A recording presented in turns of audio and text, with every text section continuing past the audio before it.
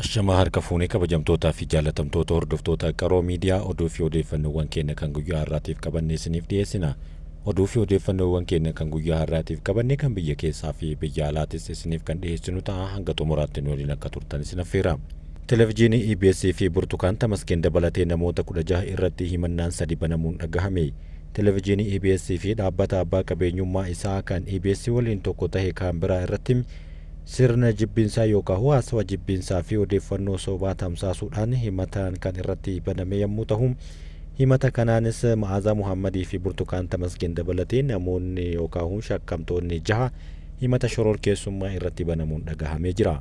Namoonni dhuunfaa abbaa alangaa waliigalaa kaleessa caamsaa 6 himatee Ameerikaa fi Itoophiyaatti kan argaman yommuu ta'u, Ma'aazaa Muhammad, Tasfaayee Waldasillaasee miidiyaa EBS fi dhaabbata obboleettii isaa kan dhaabbata Piroodakshinii fi beeksisaa Silver Spring hojii gaggeessitoota dhaabbilee garaagaraa magaalaa Finfinnee iddoowwan garaagaraa keessa hojjetanii fi Burtukaan Tamaskeen akkasumas namoota birootis kanneen dhuunfaa ta'an 16 irratti himanni kun banamuun dhagahameeti kan inni jiru.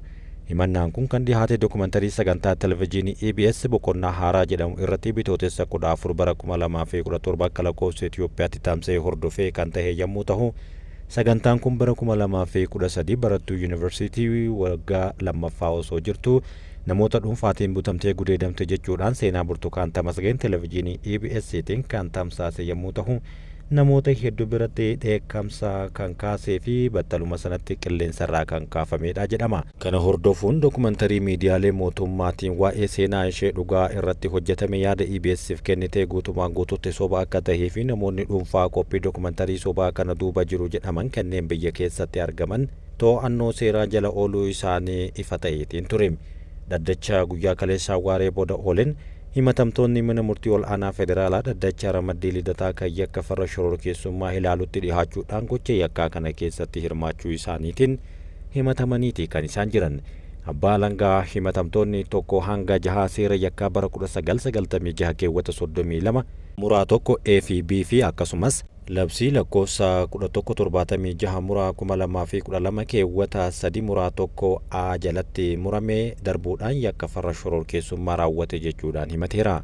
Himatamtoonni kunneen hirmaattota hanga ammaatti hin hidhamne kanneen biroo waliin gurmaahuudhaan mootummaa federaalaa fi naannoo Amaaraa heera mootummaatiin hundeeffame humnaan aangoo irraa kaasuudhaan aangoo humnaan dhuunfachuudhaaf yaadoon isaanii sochii godhanii jiru yoo ta'u, kun ammoo osoo hin milkaa'in hafeetiin jira jechuudhaan yaada kana fayyadamuudhaan mootummaan akka mari'atu dirqisiisuu kan yaadanis akka jiran dubbateeti kan isaan jiran.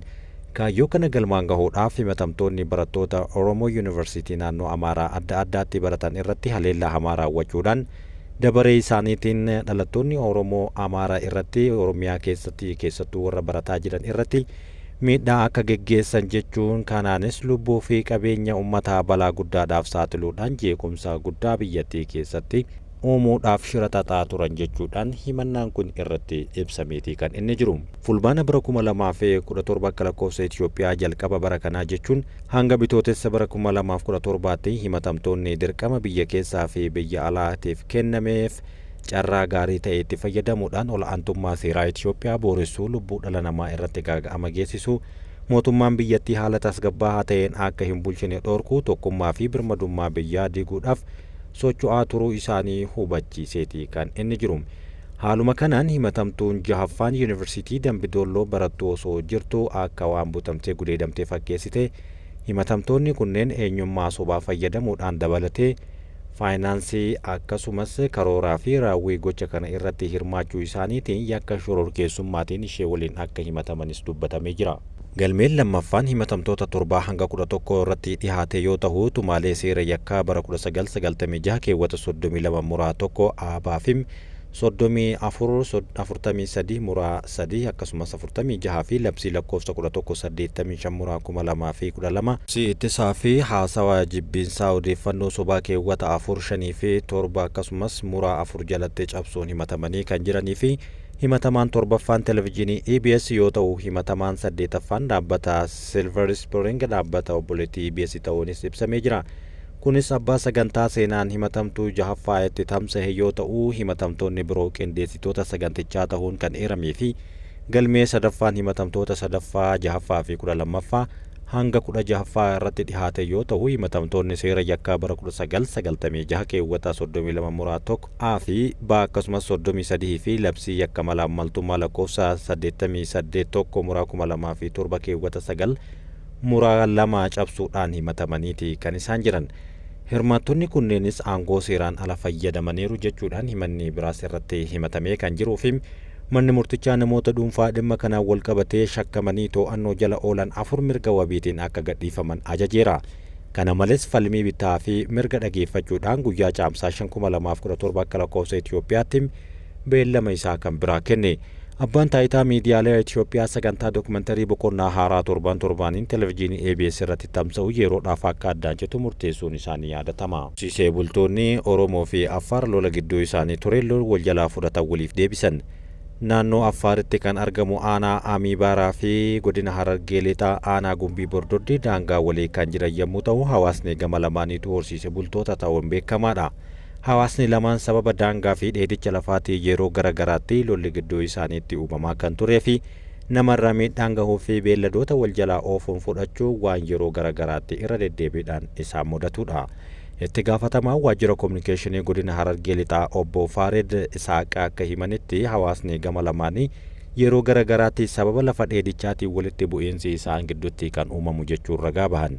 Bara jijjiiramaa duraa yeroo wayyaanii irraa kaasee hawaasa kana lamaan gidduutti sababa lafa dheedichaatiin wal dhabdeetu ture gama sanas gama keenyas lolli gidduu kanatti uma jira jechuun ragaa bahe.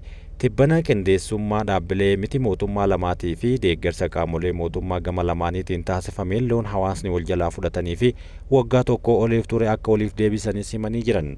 Jaarsummaa si'a lama aanaa Amibaaraatti taa'ameera erga waliigaltee irra gahameen booda araarrii fi qabeenya waliif deebisuun kun eessatti akka raawwatamu kan jedhu manguddoonnii fi abbootiin gadaa erga mari'atanii booda kibxata darbe magaalaa Bordoddeetti araarri kun raawwatameera. Sirna araaraa hawaasa horsiisee bultoota naannolee Oromiyaa fi Affaar gidduutti taasifame kanarratti loon waggaa tokko ol dura horsiisee bultoonni aanaa Amibaaraa hawaasa Oromoo jalaa fudhatan 31 kan horsiisee bultoonni Oromiyaa warra Affaar jalaa oofatan 28 akka waliif deebisanis taasifameetiin jira.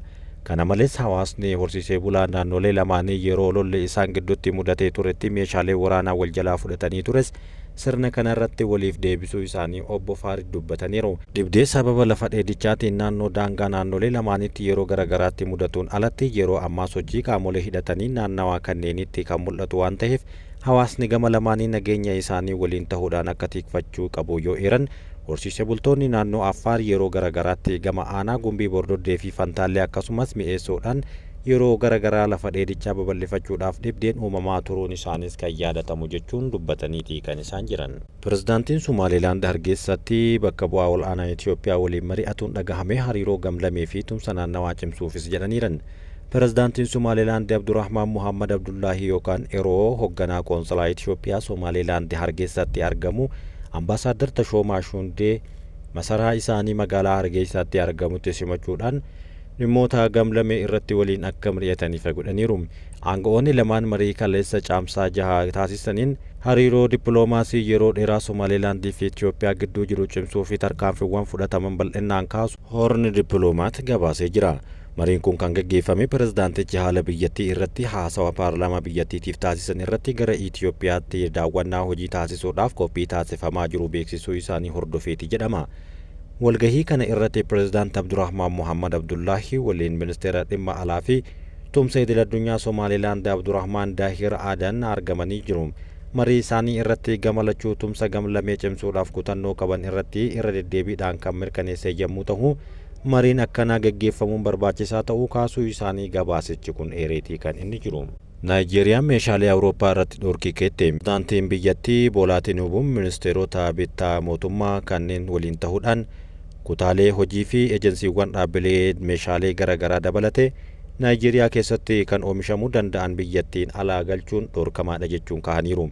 Ministeerri Tinuuyuu kana kan ibsan yommuu ta'u wiixata viizaa pirezidaantii Abuujaatti karaa ministeera odeeffannoo fi sabummaa Muhammad Idriisiin ifa ta'e. Ministeerri Idriis akka jedhanitti imaammanni Naayijeeriyaa dura biyyattii kan kennitu wirtuu sochii biyya keessaatii fi kan duraan hojjechaa turan ammoo bittaa mootummaa fi daldala industirii biyya keessaa guddisuu irratti xiyyeeffachuu cimsanii waan jiraniif sanuma irra deebi'uudhaan cimsuu qabna jedhan. Gaazexeessitoonni Falastiin hidhaa irratti argaman mana murtii waraanaa Israa'elitti dhihaachuufi jedhame. Gaazexeessitoonni to'annoo seeraa jala jiran keessaa tokko kan ta'e Alii Al-Samuudiin torbaan darbe West Baankii dhuunfatame keessatti to'annoo jala kan ooleefi mana murtii waraanaa Israa'elitti ni dhihaata jedhamee eeggamaa jira. Akka waldaan hidhattoota Falastiin jedhutti himannaa ifa ta'ee Alii Al-Samuud irratti banamee hin jiru. Gamtaan kun ibsa baaseen hidhamuu fi yaala Alii Al-Samuudii fi namoota miidiyaa isaanii yookaan miidiyaa Falastiin biroo irratti hidhaa fi qabiinsa ilaalchisee yaaddoo akka qabu ibsachuudhaan Alii Al-Samuudiin qaama isaatti irratti miidhaan adda addaa irra gahaa akka jiruu fi wal'aansi barbaachisaan yookaan yaalii barbaachisaan akka isaaf hin taasifamne himanii jiran. Oduu kanaan wal qabatee rakkoo guddaa Gaazaa keessatti deemaa jiruun hanqina nyaataa hamaa kan fide yommuu ta'u, sababa kanaan namoonni nyaata yeroo isaa darbee soorachuudhaaf dirqamanii jiran. Gaazaan bakka sagaleen xiyyaaraa waraanaa ammallee dhaga'amutti namoonni ibiddaa fi beelaan akka du'aa jiran kan himamu yommuu ta'u, haadholiin nyaata ijoollee isaaniitiif gahaa argachuu waan hin dandeenyeef nyaata argamu hunda nyaachuudhaaf dirqamaniiru jedhama. Irra caalaan isaanii nyaata yeroon irra darbe nyaachuudhaaf kan dirqaman yommuu ta'u, gariin ammoo isumayyuu argachuudhaaf carraa dhabuu fi beela'anii kan du'an yommuu ta'u himamaatiin jira. Israa'el beela akka meeshaa waraanaatti fayyadamte jechuun addunyaa irraa yeroo kanatti dubbiin garaagaraa itti darbatamus Israa'el kana fudhachuu garuu hin dandeenye. Pirezidaantiin Chaayinaa Shii Jinping daawwannaa hojiitiif Mooskoo galan.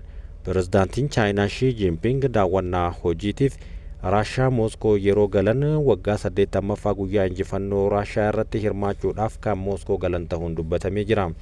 Shiin waggaa 80ffaa waraana addunyaa lammaffaa keessatti Naazii Jaarmanii injifate kabajuudhaaf Putiin biratti addabaabaayii diimaa irratti agarsiisa waraanaa irratti akka hirmaatanis kan himamudha.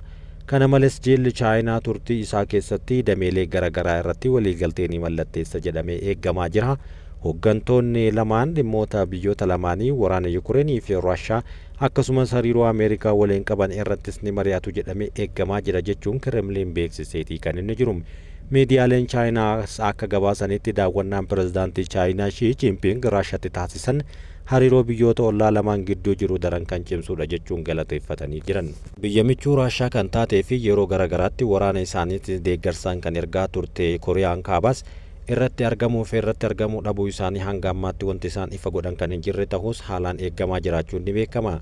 Biyyoonni keessattuu kanneen nikularra hidhatan Kooriyaa Kaabaa, Iraan, Chaayinaa fi Raashaan waliigaltee isaanii yeroo garaagaraatti cimsachaa dhufuudhaan biyyoota lixaatti mataa bu'uu tahaatii kan isaan jiran. Haleellaa qilleensaa Hindiin namoonni 26 jalaa du'uu Paakistaan himatte. Kana ammoo haluu ba'uudhaaf dhaadachuun ishee ammoo dhagahamee jira. Bulchiinsa Kaashmir kan Hindiin bultutti haleellaa lubbuu namoota 10 olii galaafate hordofee Hindi Paakistaan irratti haleellaa misaa'ilaa raawwatte. Haleellaa kanaan yoo xiqqaate namoonni 26 jalaa ajjeefamuu Paakistaan gabaafteerti.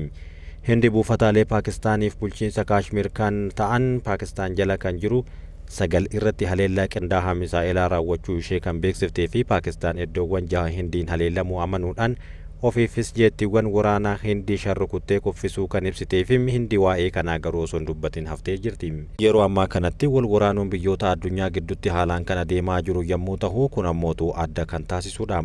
Waraana Hindii fi Paakistaan kan adda isaan taasisan ammoo biyyoonni lamaaniyyuu meeshaa waraanaa nikularaa kan hidhatan yommuu ta'u, tokko yoo kan injifatamu ta'e kana harkisee as baasuu waan hin oolle jedhuun addunyaan guutuun sodaa qaban haifataatii kan isaan jiran.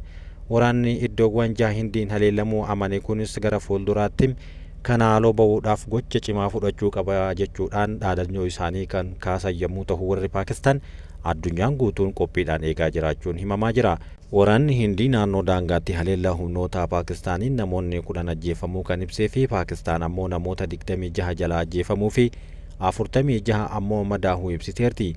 Biyyoota ollaa nikularaa hidhatan lamaan gidduutti muddamne kan ji'a darbee bulchiinsa Kaashmir Hindiin bulu keessa haleellaa hidhattoonni raawwatan turistoonni Hindii ajjeefamuu isaatiin kan ta'edha. Indiyaan hidhattoonni haleellaa raawwatan mootummaa Paakistaan waliin hariiroo qabu jechuun Paakistaanitti quba yoo qabdu kana ammoo deebii kanaatiif jecha haleellaa cimaa Paakistaan irratti banteerti.